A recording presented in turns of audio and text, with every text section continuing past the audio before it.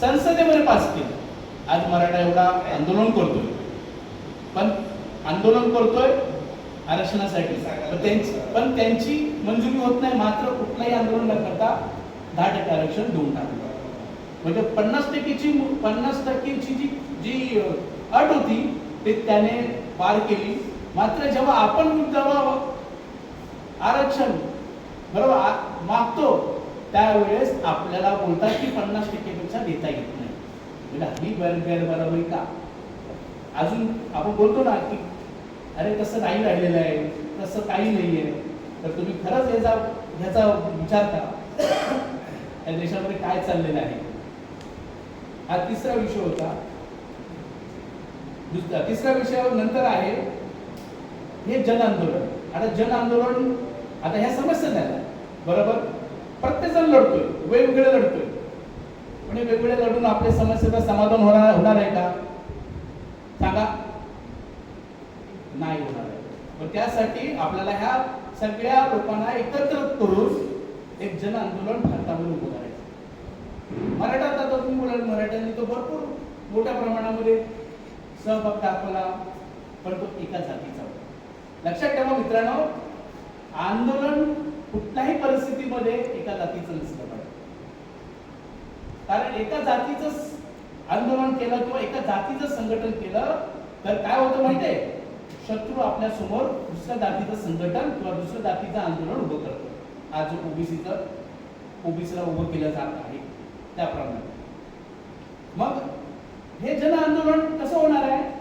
ही सर्व 6,000 आज भारतामध्ये 6,743 जागा एससीच्या, एसटीच्या, ओबीसी मायनॉरिटीमध्ये 6,743 जाती आहेत. त्या 6,000 कमीत कमी 6,000 जातींना जोडून शक्तीचा जे निर्माण होईल त्या शक्तीचा प्रयोग जन आंदोलनासाठी केला जाईल. भले आपण कमी संख्येने असतो तरी चालेल. लक्षात ठेवा, संघटन कसं असलं पाहिजे सांगतो.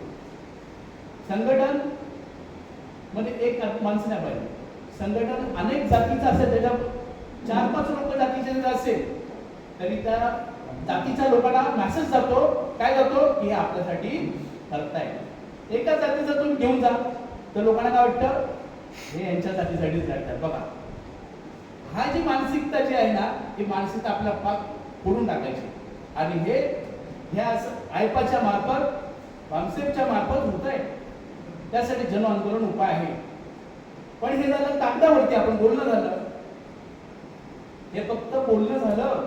पण ते कसं करायचं त्याच्यासाठी जी जागृती झालेली आहे, या जागृतीचा उपयोग साधन आणि संसाधन निर्माण करण्यासाठी करायला पाहिजे. मग साधन कोण म्हणते? ह्युमन रिसोर्स, दुसरा आहे फायनान्स रिसोर्स. आज समाजात भरपूर आहे. जर आपण फिरलो, बाबासाहेबांच्या जयंतीला करोडो रुपयाची उलाढाल होत असते, करोडो रुपये लागतात. पण बाबासाहेबांचा जो विचार आहे, बाबासाहेबांचं आंदोलन पुढे करण्यासाठी किती जातो? म्हणजे साधनांचा गैरवापर आहे की नाही? जयंती करा, आपण विचारांची जयंती झाली पाहिजे, तेव्हा महापुरुषांचं आंदोलन पुढे जाईल आणि समाजामध्ये पोचेल. त्याच्यातून शक्तीचं निर्माण होईल. इथे एक वाक्य दिलेलं आहे ते मला खूप आवडलं की क्रियेविना, म्हणजे नुसतं बोलून काही होऊ शकत नाही. त्यासाठी क्रिया पाहिजे. आणि हे क्रिया करण्यासाठी जो जागृती साधन संसाधन का निर्माण नहीं कर सकती वो जागृती बाज है, वांझोटी आहे. आणि हे खरंच हे वाक्य आहे, आपण समीक्षा करायला पाहिजे की आम्ही केली जागृती तर कशी केली, याच्यातून साधनं निर्माण झाली का, हा त्याच्यासाठी हा विषय आहे. आणि एवढंच, आज तुम्ही इथे आला, मला बोलायची संधी मिळाली. ह्या राज्याधिवेशनातून आपला संदेश घेऊन जायचं आहे की ही जागृती जो आहे, हा जागृतीचा आम्ही अखंड ठेवत ठेवा. हा जो बाबासाहेबांनी संदेश दिला आहे तो आपल्याला निरंतर करायचा आहे.